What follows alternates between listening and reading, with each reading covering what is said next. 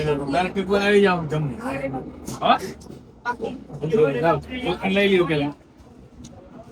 મિત્રો, હળવદના ધબકાર પ્લેટફોર્મ પર આપ સર્વનું હાર્દિક સ્વાગત છે.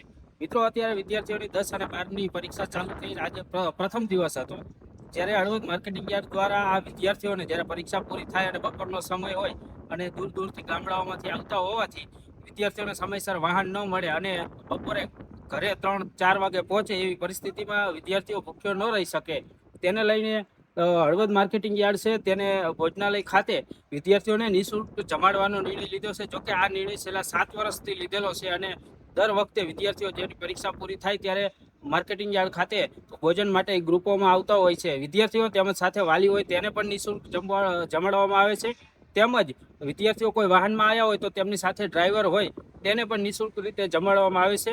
આવો જોવી વિદ્યાર્થીઓ સાથે વાતચીત કરી તેમજ માર્કેટિંગ યાર્ડના ચેરમેન અને સેક્રેટરી શું કહી રહ્યા છે આવો સાંભળીએ. માધ્યમિક શિક્ષણ બોર્ડની ધોરણ 11, ધોરણ 10 અને 12ની પરીક્ષા આજથી શરૂ થઈ. બોર્ડના વિદ્યાર્થીઓને તકલીફ ન પડે અને એને જમવામાં વ્યવસ્થા આપણે પૂરી પાડી શકીએ એના માટે હળવદ માર્કેટિંગ યાર્ડ છેલ્લા 7 વર્ષથી આ વ્યવસ્થા પૂરી પાડી રહ્યું છે. તો વિદ્યાર્થીઓ અને વાલીઓ જે પણ પરીક્ષામાં આવતા હોય અને તેના વાહનના ડ્રાઈવર બધાને માર્કેટિંગ યાર્ડ હળવદ નિઃશુલ્ક જમાડે છે. એટલે વિદ્યાર્થીઓ આમ તો ખેડૂતના દીકરાઓ જ હોય તો આ ખેડૂતની સંસ્થા છે એને એના સંતાનોને આપણે જમાડી તો દિલથી આનો માર્કેટિંગ યાર્ડ પરિવાર એની સારી રીતે માળખું ધ્યાન રાખીને જમાડે.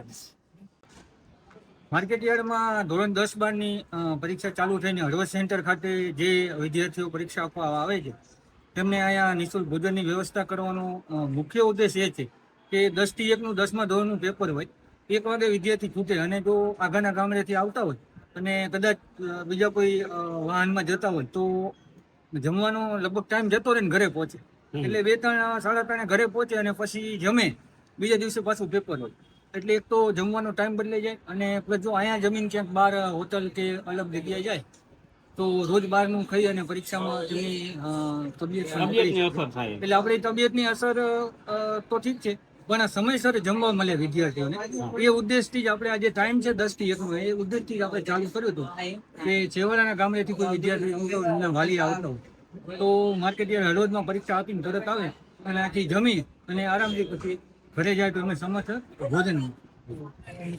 શું નામ તમારું? મારું નામ જયદીપ. કયું ગામ તમારું? રવાણા. તમે પરીક્ષા પૂરી કરીને યાર્ડમાં જમવા આવ્યા, શું કેવી સુવિધા? સુવિધા બહુ સારી છે. અમે દૂરના ગામડામાંથી આવી અને બપોરે એવો સમય શાળાનો છૂટવાનો છે કે બપોરના ટાઈમે અમને આખા ગામડા પડે એટલા માટે ભૂખ પણ લાગી હોય એટલે ફ્રી યાર્ડમાં ફ્રી ખાવા માટે જમવાની સુવિધા કરી આપવામાં આવી. જમવાનું કેવું લાગ્યું? જમવાનું બહુ સારું. કેટલા વિદ્યાર્થીઓ તમે બધા સાથે આવ્યા? અમે 5-7 જણા આવ્યા. અલગ અલગ ગામથી બધા આવતા હશે? ના, આમ બધા એક જ ગામને. કયું ગામ તમારું કીધું? રવાણા. રવાણાથી.